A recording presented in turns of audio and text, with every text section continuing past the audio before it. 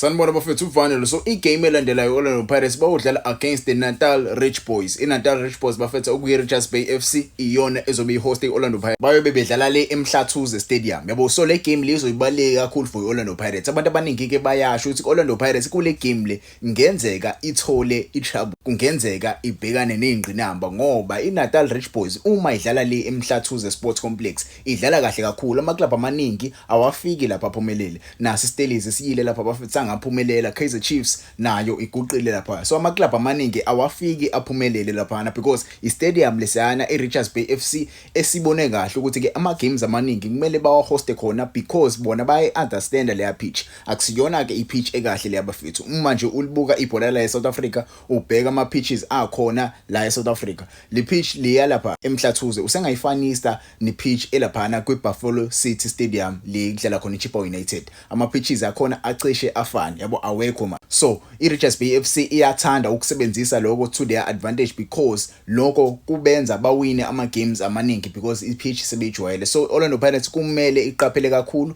kule game eyoyidlala against iRichards Bay FC. So lana ngizoshayela na prediction ngegame esiyoyidlala kusasa against iRichards Bay FC. Izinto eziningi ke ngifuna ukuyishintsha kakhulu kodwa ke Orlando Pirates kumele iqaphele yabo. Ungayigxeki ke yami lineup. Yabo ungitshele wena eyakho ikanjani but ke ungayigxeki kakhulu.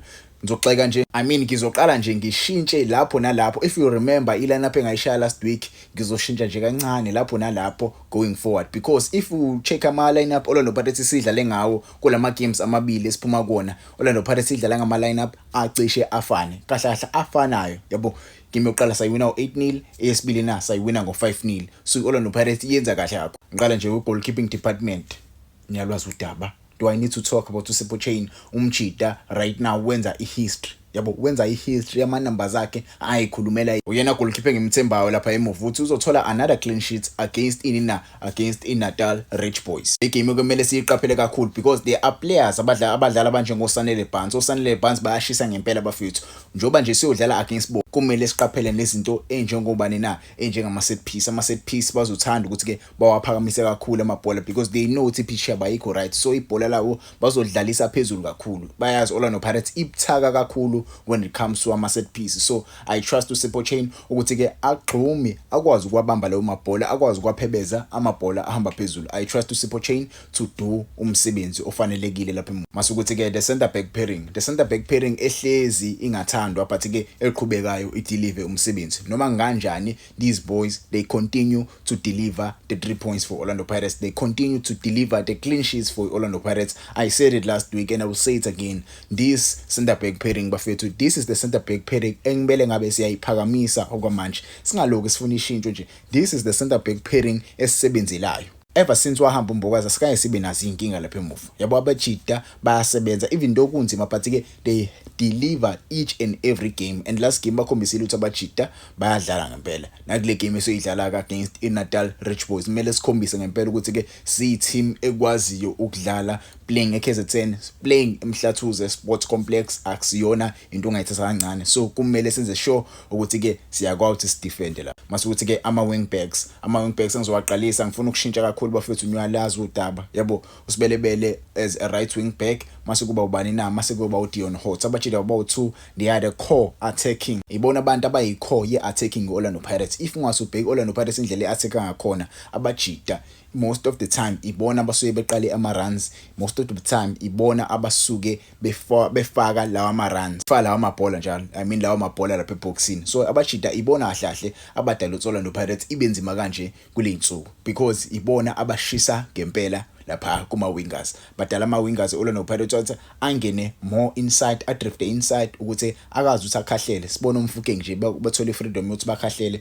is because kunabadlali abanjengo Sibelebele, kunabadlali abanjengo Dion. So imuva ke bafethu iyona ke back form mina le engayiqalisa against iNatal Rich Boys. Alokho litheni engalishintsha. Mase kuza lapha esiswini. Yabona lapha esiswini bafethu I'm not a big fan of double pivots. I'm not a big fan of 8 ababili but ke if you have to look ama games eswadlala I really like lento le yenzu Abdeslam Madu. Abdeslam Madu uyawabheka ama team ezidlala nawo and mase ubhena le team esiyodlala nayo okuyiNatal Rich Boys. Abajita bayadefenda kakhulu, bayakwazi ukuthi badefende but ke bayakwazi ukuthi ke baphume futhi ba-attack. If you saw them playing against the Kaizer Chiefs, if you saw them playing against the Steelers, abajida bayakwazi uku-attack, bayakwazi ukuthi bayicindezele i-team. So you need a double pivot against ama-team akanjalo, because njengoba bezophuma kakhulu nje kukhona ispace abazoshiya emuva. Njengoba bezoshiya nje ispace, you have ama-players anjengosibelebele and ama-players anjengo-Deon Hot abazokwazi basebenzise lesa space esilapha emuva, and your double pivot uzokwazi ukuthi ke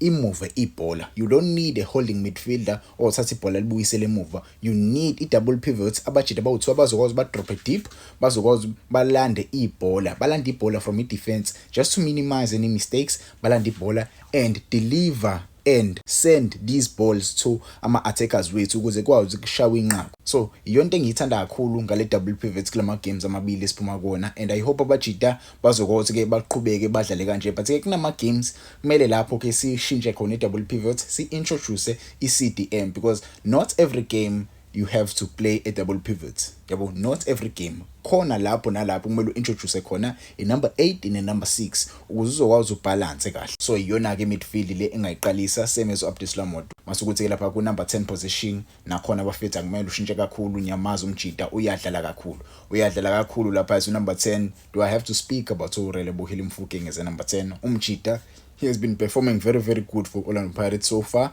So I trust him ukuthi adlale kahle kule number 10 position. Masukuthi ke the wingers yabo kunento esingiyithandayo these days. Orlando Pirates ayisasebenzi kakhulu ngabadlali abasuka ebenchini ukuthi ke bazoyishintsha igame. Cha, ilento engikhuluma ngayo akumele sithembele kakhulu ngabadlali abazosuka ebenchini. Kumele igame iqedwe there and there. Igame kumele iqedwe there and there. And iyona ke into mina ngokwami ilineup engayibeka ngakhona. These are the wingers engawaqalisa against i-Richards Bay FC. Njengoba nje i-lineup so far iyashisa. This is the same lineup Abdeslam Modu abe lineup ngawo in these past few games. Masukuthi ke the man up front ngaqalisa bani na, ngingaqalisa u-Evidence Makgopa. Ngeke ngimqalise la abafethu uMbuthuma. Yanela Mbuthuma afika kuMbuthuma uyanikezwe ithuba and umjida akalisebenzisa ithuba. Yabo, I feel like uyanikezwe ithuba and alisebenzisi, and it's time to give other players ithuba nabo phambili bakwazi balisebenzisa ithuba. Nyamaze ke bafethu Evidence Makgopa melithola ithuba uyakwazi alisebenzisa. Yabo, Evidence Makgopa is the striker. Yabo, akakore each and every game, but melithola ngempela ithuba uyakwazi alisebenzisa. So I trust Evidence Makgopa ukuthi ke perform against iNatal Rich Boys njengoba sodlala nje against iRichards Bay FC. So iyona ke mina ilineup yami. Yabo, ungayigxeki ke yami ilineup, ungitshele wena ngokwakho ukuthi ungayiqalisa kanjani le game le isoyidlala against iRichards Bay FC. Emuva Sibisi NCM, Sibelebele Deon Hot, Nemdajela Nthalente Mbatha, number 10 Mofokeng. Masukuthi ke the right wing is Osuna Police and the left winger is Banina Itsepang Moremi, and up front nginobanina ngune Evidence Makgopa. Ungayigxeki yami but ke ungitshele wena ungalana